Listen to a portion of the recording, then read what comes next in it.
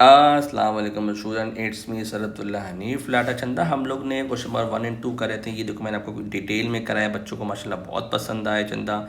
Okay, और ये हमारा 2021 चल रहा है मई जून। ओके शाबाश। चलो भाई कुछ बच्चे अच्छी बात है। Show the small brick hanging from a newton meter. Okay Chanda, the reading on the class newton meter आपके पास चंदा आ गई। ये आपको पता है ऑब्वियसली की बात है, क्या बताता है क्लास? वेट बताता है। Okay, described how the reading on the Newton meter is used to find out the। अब चंदा आपको पता है फॉर्मूला वेट का होता है mg होते चंदा। तो आपको पता, आप बोलोगे न्यूटन मीटर को डिवाइड कर दो ग्रेविटी के साथ and you will definitely get the answer. Okay, तो आप क्या बोलोगे Chanda? Wait. Okay, wait. Okay, simple. चाहो तो आसान वर्डिंग में भी चंदा बोल सकते हो, जो आपको आसान लगे चंदा। आपको पता है चंदा फॉर्मूला तो पता है Chanda. Okay, you know that कि sir weight is equal to mg। Okay, तो आपको जब मास चाहिए तो definitely weight will be divided by gravity Chanda. तो आप क्या बोलोगे? Simple, divide the reading. Okay, क्या बोलो चंदा? डिवाइड। ओके, तब मीटर रीडिंग में बोल सकते हो, न्यूटन मीटर में बोलते हैं divide the reading of the weight. Okay, divide the reading of the weight. Okay, divide the reading of the weight. Okay, by gravity या एक्सेलरेशन ड्यू टू ग्रेविटी, जो बोलना चाहो आपके पास आंसर आ जाएगा। बस है शाबाश। Okay, same brick and newton meter are use. Okay, the newton meter is provide pivoted at centre and balance. Okay Chanda, अब क्या बोल रहा है? State the principle of moments of a body in equilibrium की बात करें क्लास। अब चंदा आपको पता है इक्विलिब्रियम का मतलब होता है चंदा रेस्ट कंडीशन चंदा। और चंदा रेस्ट कंडीशन में आपको पता है कि आपको याद है। Okay, the sum of clockwise movement, क्या बोलोगे Chanda? The sum of the clockwise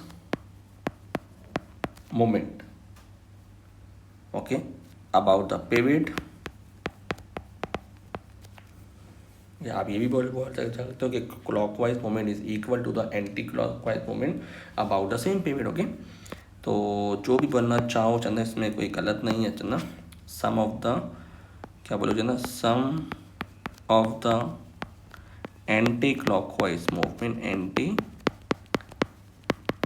sum of the anti-clockwise movement must be equal to the clockwise movement, okay, about the same pivot, Chanda same. कोई प्रॉब्लम? ओके, अब बोल रहा है determine the reading on the newton metre Chanda. अब किला चंदा, इसमें आपको पता है ना चंदा कि वेट तो चंदा ऑब्वियसली डाउनवर्ड एक्ट करते क्लास। ओके चंदा, तो मेरे पास वेट क्या है क्लास? आपके पास ऊपर गिवन है 3 newton. Okay Chanda, is equal to 3.0 newton. Okay, तो अब ये क्लास पिवट है चंदा। ओके, तो अब आपके पास है कि चंदा ये अगर आपके पास घूमेगा चंदा, हमेशा है ना पिवट की तरफ जाता है। ये बच्चों का सवाल था सर हमें कैसे पता चलता है ना पिवट की तरफ। तो अब ये पिवट की तरफ जा रहा है क्लास, और ये देख लो आपके पास किस तरीके से उल्टा जा रहा, आप देख लो उल्टा जा रहा है 9, 8, 7, 6। तो ये होगा एंटी क्लॉकवाइज मूवमेंट। क्या होगा चंदा? Anti clockwise movement. ओके चंदा, तो अब मुझे क्लॉकवाइज मूवमेंट चाहिए, तो मेरे पास ये आ जाएगा, इसको अपवर्ड फोर्स आएगी। ओके, जो मुझे मालूम करनी class. Okay, it can be tension भी बोल सकता हूँ, फोर्स भी बोल सकता हूँ, जो चंदा मेरे पास क्लॉकवाइज घूमे। क्या घूमे चंदा? क्लॉकवाइज। ओके चंदा, अब आपको याद रखना क्लास, हमेशा डिस्टेंस हमेशा चंदा पिवट तक का लेना। मेरी बात हमेशा याद रखना क्लास, पेपर में भूलना नहीं। तो आप क्या बोलोगे Chanda? Anti clockwise movement is equal to the clockwise movement. F1 D1 is equal to F2 D2। Okay, अब एंटी क्लॉकवाइज में F1 तो 3 है चंदा। डिस्टेंस क्लास पिवट तक का लेना, गलती से भी चंदा 10 मत बोल देना, पूरा 10 + 20 = 30। ओके, F2 मालूम करना है चंदा, और इसका जो डिस्टेंस है चंदा पिवट तक का फासला है सिर्फ और सिर्फ ये रहा, = 20। आगे समझ आ रहा है? शाबाश। कुछ चीज़ें चंदा होती है प्रैक्टिस से आती क्लास। ओके, 3 × 30 / 20, 0 से 0 काटा, 9 आएगा चंदा, F2 आएगा 9/2 चंदा, विच इज इक्वल टू चंदा आपके पास आएगा 4.5। Okay, 4.5 Newton. कोई प्रॉब्लम, कोई इशू? समझ आ रहा है? शाबाश। किस तरीके से मैंने क्लॉकवाइज और एंटी क्लॉकवाइज, कोई भी इशू चंदा आप आके पूछो चंदा, it is not a big deal चंदा। ओके, तो इस तरीके से एक घूमेगा चंदा एंटी क्लॉकवाइज और एक घूमेगा क्लास क्लॉकवाइज।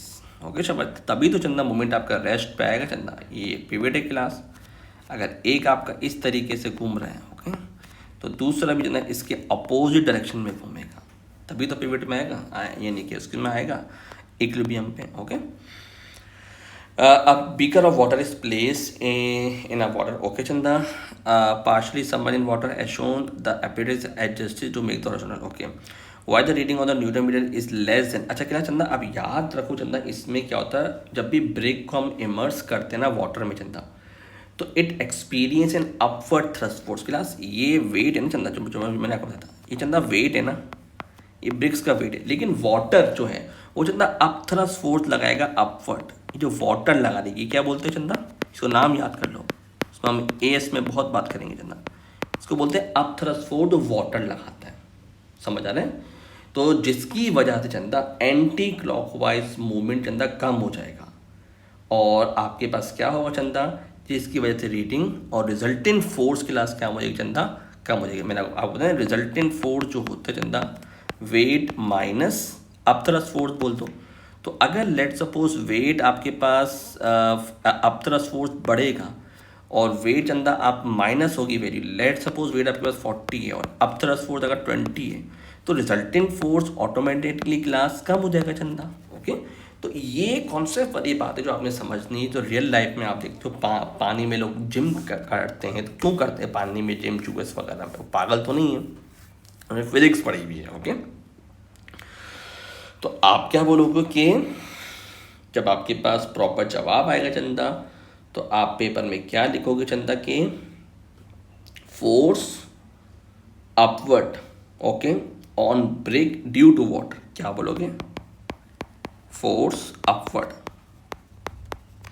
या अप थ्रस्ट फोर्स बोल सकते हो। ओके ओके, ये ज़्यादा अच्छा लगेगा। देखो ना, आप और अच्छा जवाब लिखो, the up thrust force, okay okay, the upthrust force, okay, the upthrust force moves upward, okay, the upthrust force move upward on break, और कहाँ से आ रही? By water. ओके, जिसकी वजह से चंदा, आप चाहो तो और भी लिख सकते हो चंदा कि force exerted by brick, okay, आपके पास डाउनवर्ड फोर्स कम होगी। ओके ओके, विच, जिसकी वजह से क्या होगा चंदा, रिड्यूसेस, विच रिड्यूसेस एंटी क्लॉकवाइज, विच रिड्यूसेस एंटी क्लॉकवाइज मूवमेंट चंदा, उसको कम करेगा, और रिड्यूसेस रिजल्टिंग फोर्स, और रिड्यूसेस रिजल्टिंग फोर्स। हमारे अच्छा, बस किस तरीके से जवाब लिखते हैं पेपर में चंदा, कितना मज़ा आता है। ओके, क्वेश्चन नंबर 4 क्लास क्या बोल रहा है, डिमॉन्स्ट्रेशन कर रहा है चंदा कि a teacher uses a loud, okay, 2 hollow tube है, ए एंड बी, सही है। क्लास की डायग्राम बनाने को आती है, तो अब इसको भी याद कर लो। Smooth surface, the clock is use as a source of sound. Okay Chanda, clock मेरे पास चंदा क्या है, सोर्स है, और कान मेरे पास क्या चंदा आपके पास है। अच्छा जी, बैरियर लगा दी चंदा ताकि हमारे पास sound from the ticking clock passes from tube A and incident on a tube surface, a student listening to the sound passing on the tube which is on the, अच्छा, draw the tube B in the position where the sound heard by the student is the loudest. अच्छा जी भाई, अब Z C वाली class आपको पता है चंदा कि ये टकरा के चंदा, ओके, ये क्लास आपको पता है नॉर्मल बनता है चंदा, ओके। तो इसमें आपके पास पता है आपको कि क्योंकि भाई रिफ्लेक्शन होता है आपके पास चंदा, तो इसमें थोड़ा सा क्लास आप बड़ा बड़ा कर लो चंदा ताकि आपको प्रॉब्लम ना आए क्लास। ये आपने बनाया चंदा डायग्राम, ओके चंदा, ये टकराया चंदा, ये एंगल आई, और आपको पता Chanda angle I and angle R आपको पता चंदा क्या होते चंदा, बराबर होते हैं ना, क्योंकि एंगल ऑफ रिफ्लेक्शन इज शाबाश, ओके। एक्सप्लेन योर आंसर, जो मैंने चंदा अभी आपको वर्डिंग बोली ना चंदा, तो आप बोलोगे चंदा के reflection of, okay, reflection, okay, या फिर साउंड टकरा के वापस आना चंदा, ओके, ये सब चीज़ें चंदा आपने बतानी है। तो आप क्या बोलोगे चंदा कि एंगल आई और एंगल आई, क्योंकि साउंड वेव्स जो है चंदा ओबे करते हैं लॉज ऑफ रिफ्लेक्शन, ओके।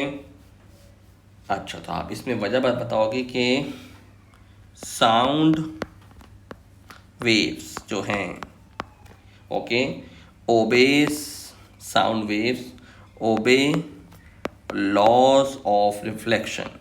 कोई प्रॉब्लम चंदा, जो लाइट के याद है लॉज ऑफ एंगल आई और एंगल आई बराबर है चंदा, ओके। देयरफॉर आप क्या बोलोगे कि एंगल आई बराबर है चंदा एंगल आर के, ओके चंदा। तो आप क्या बोलोगे, अच्छा जी, तो और भी चाहो तो वर्डिंग में चंदा आप लिख सकते हो कि और भी अच्छी वर्डिंग लिख सकते हो चंदा, इसमें आप बोल सकते हो कि angle of incidence equal to angle of reflection, okay. आप क्या बोल Chanda, angle of, okay, angle of incidence is equal to the angle of reflection, okay. Angle I Chanda बराबर होता है एंगल आर के चंदा, ओके, एंगल आई बराबर है चंदा एंगल आर के चंदा, ओके। और भी आप चंदा बोल सकते हो कि angle between A and surface, क्या क्या बोलोगे ना, angle between A, angle between A and surface के साथ जो बनता है वो बराबर होता है angle between B and surface, angle between B and surface. मज़ा आया, शाबाश, क्योंकि लॉज और रिफ्लेक्शन इस तरह प्रॉपर जवाब देखो तो मज़ा आएगा भाई। एयर में तो ये होती है चंदा, लेकिन सॉलिड में चंदा आपको सबसे ज़्यादा होती है, आप बोलोगे बिटवीन, ओके, 1000 मीटर पर सेकेंड एंड 10,000 मीटर पर सेकेंड। आंखें खुली, शाबाश। ये हमारा क्वेश्चन नंबर 4 तक क्लास। कोई भी चंदा इशू हो, you are most welcome to ask.